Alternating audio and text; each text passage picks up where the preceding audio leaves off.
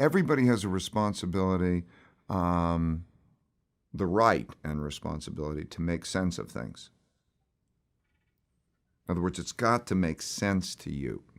And if something doesn't make sense to you, you should bring it up. You shouldn't talk behind somebody's back or gossip. And too many people talk about the other people, what they're doing wrong, except they don't talk to those people about what they're doing wrong. So they don't know whether they're actually doing them wrong or not. They haven't heard the other side, and they're not being productive.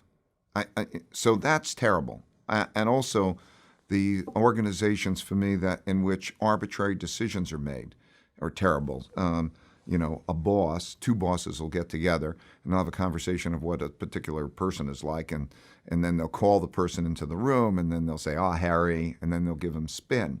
Spin is terrible. It undermines trust. And so we have a policy of taping everything and letting everybody watch it and look at it, and then having thoughtful conversations about that.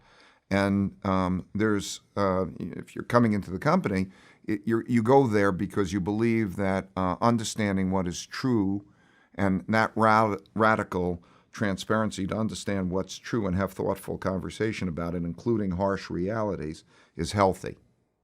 And so it's the embracing of reality. What is the reality, including what mistakes and what weaknesses, so that I can learn from those mistakes or learn how to deal with those weaknesses in order to be successful. So yes, that's embedded. Those are the ground rules. The ground rules. That's how to have an idea meritocracy.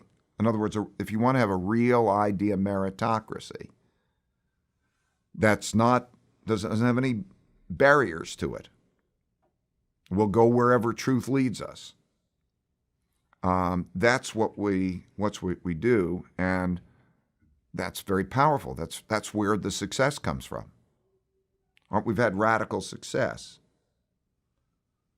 and that's where it's come from, because it also allows independent thinking, right?